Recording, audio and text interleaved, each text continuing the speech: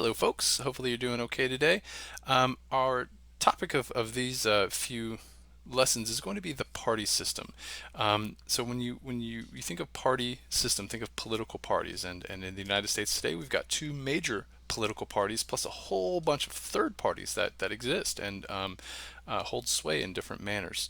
Um, but before we get into that, kind of think about something that you care about, whatever it is. How do you get other people to care about that thing as well? So take a moment and kind of consider some options if you would.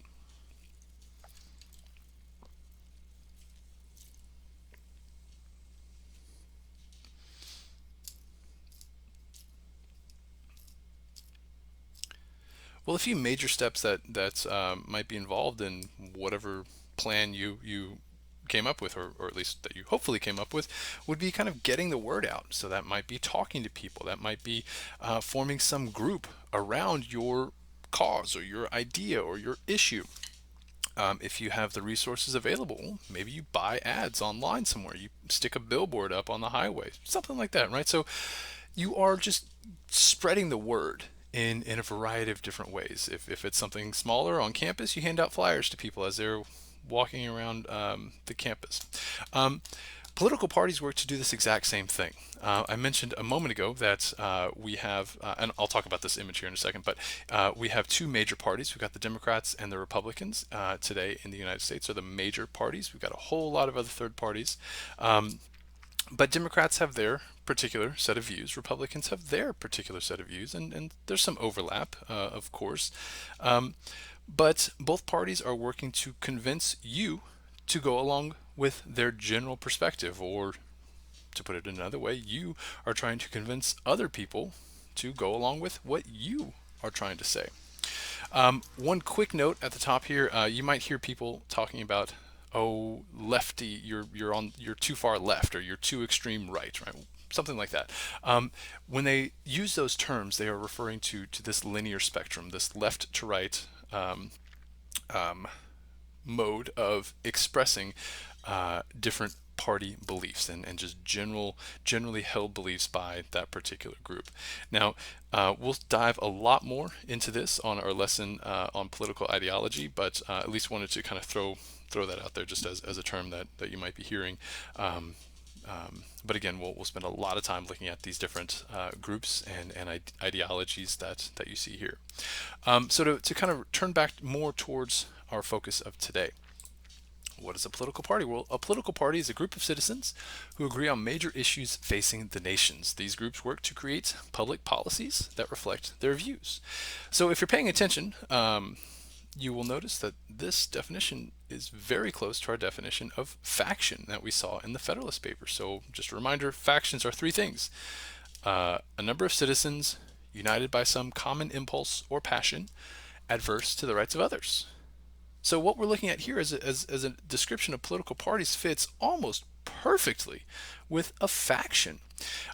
So it's sort of this weird thing, right? On the one hand, factions, we saw, oh, these bad things, but they're all around us, right? The two major political parties can certainly act as a faction. So we need to be very wary of just kind of buying into any one particular side or the other, just hook, line, and sinker. So there's one other thing about parties, and that is that they are trying to get people nominated to run for office, and then they try to get those nominees or those candidates elected into office. So they have this goal of sort of controlling policy, controlling the laws, having an impact on the regulations that get passed, how the money in the country is collected and spent, what the military is going to do, right? So parties want to have a hand in that. Um, and so in order to accomplish that, well, they got to get people into office. So that's going to be one of the major roles that parties have in America today. And we'll talk about four of them in the coming slides. And we'll have a slide or two for each of these. So again, just set out your notes however you wish. But the four main tasks are: number one, running a candidate for office; number two, formulating and promoting policy. Those two things we've already kind of touched on very, very briefly. Third is organizing government. And fourth is unity, linkage, and accountability. So jumping into our first one, running candidates for office, right? This is one of the most important, one of the clearest things that parties are going to try to do, because without this one step, all the rest don't matter, right? You've got to get somebody on the inside. And so that means you need to find people that are very real, likely candidates. So not only do you have to find them, but you got to make sure that they don't have any skeletons in their closet. Make sure there are no just weird things that are going to cause a scandal. Um, um, as they're running for office, anything that might distract from the person as a candidate, or that person's message. And then you got to get them running for office itself. So once you find somebody that you like and want to say, okay, this is our person, this guy, this lady's going to represent this party, and they are just so great, they're going to speak on behalf of all of us, it's going to be fantastic. Well, before you can do that, you got to get a whole lot of money. We'll look at some of the costs of elections in a later lesson, but suffice it to say that there are estimates that the 2020 presidential election will cost upwards of $1 billion, or rather, upwards of $1 billion will be spent on that particular election. So huge numbers, huge amounts of dollars that we're talking about. Now, if you're talking about a city council position or something, right, those numbers are obviously going to be a lot lower. But if you want to get those billboards, if you want to get those flyers out, if you want to buy news or buy ad time on Insta or Facebook or whatever it is, you got to have money for that. And no matter how much money you throw at getting somebody elected, if they don't have the votes, they're not going to win. So as you are contemplating, or rather as parties are contemplating running somebody for office, they've got to figure out how to get enough money to pay for all the costs, to say nothing of the staff they have to hire, the office space they have to rent, the phones and computers they have to buy.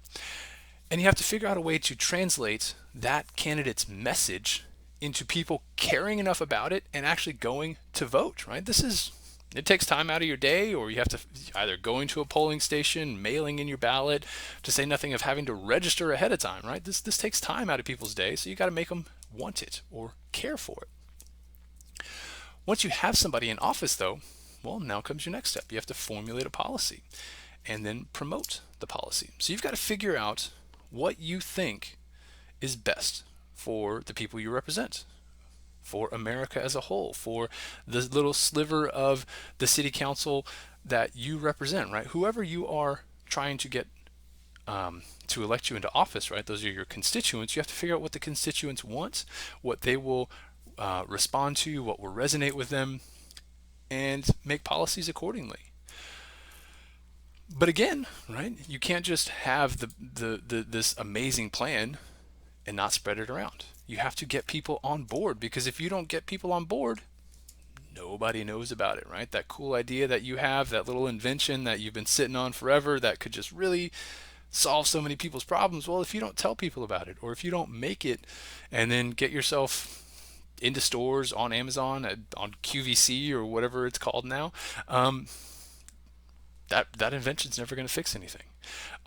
Same thing with the best policy. You can have the best idea to address homelessness here in town, or you could have the best foreign policy to deal with Chinese incursions into our allies' homeland, right? Whatever it is, if you don't get people on board with it, nobody cares, and it doesn't solve anything. Parties are also involved in government itself. Every single branch of government, legislative, judicial, and executive, and every single level of government, federal, state, local governments as well, they're all tied to these parties in some way, right? Again, America has two major parties, and so those two major parties are going to be duking it out for the presidency and for every single senatorial seat, and a lot of mayoral campaigns as well are going to be fighting. These two parties are going to be fighting over these given positions. Looking at Congress, party affiliation is the clearest distinction between individual members of the Senate or the House, right? Think back to our discussion on the Congress, right? We have whoever has a majority in the House controls the Speaker of the House, and the Speaker of the House and their party control what committees everybody gets onto. Same thing in the Senate, although there's a little bit more flexibility there with the seniority system, but still parties are hugely important. and this is going to be especially true in the House of Representatives. Looking at the president will work very closely with members of their own party to get stuff passed. Whenever a president has majorities of both houses, that president can get stuff done. That Congress will get stuff done, simply because they're already more or less going to be on the same page. So they're going to have a lot of general agreement.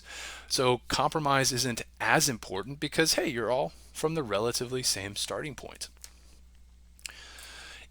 Even the judicial branch, even that branch that's supposed to be the most nonpartisan, removed from politics sort of branch, even in this branch of government at the federal and the state level, there are party signs, right? The folks on the Supreme Court, they are never going to come out and say, well, I am running for the Supreme Court as a Republican or a Democrat, right?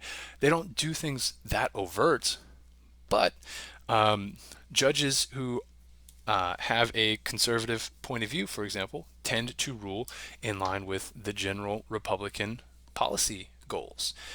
Judges who have the general liberal point of view tend to rule alongside of, or excuse me, rule according to the general Democratic point of view, right? So even though it's not an overt thing like Donald Trump is a Republican and Barack Obama is a Democrat, it's not as clear as that. There's still some tendencies that you can kind of suss out on in a judge's perspective. Looking at the state level, a whole lot of states will elect their judges, and these are going to not be at the federal level, right? Remember, these are kind of separate.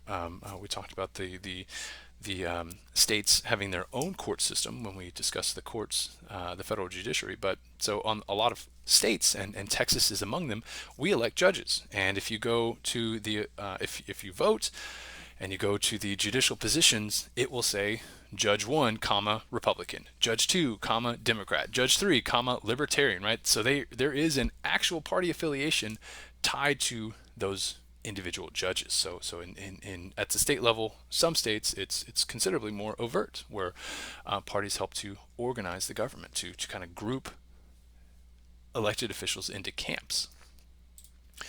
Finally, we've got unity, linkage, and accountability. I've got the pardon me, the descriptions of each of these up for you.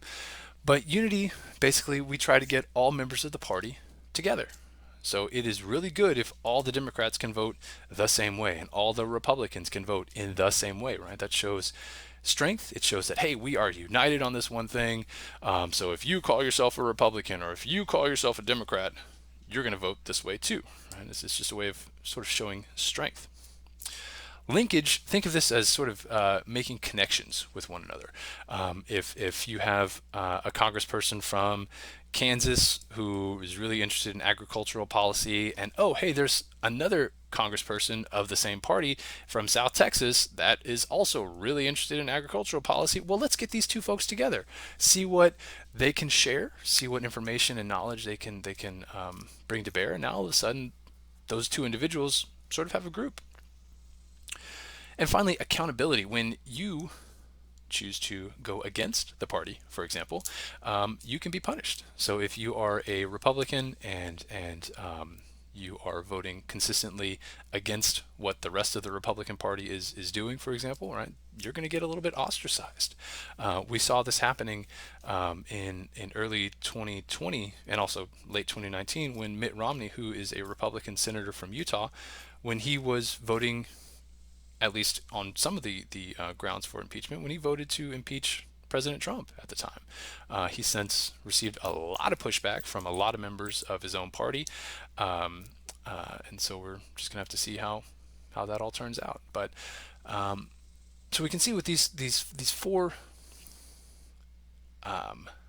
roles that parties have, they're able to exercise a lot of clout, right? No single party can force you to vote for them.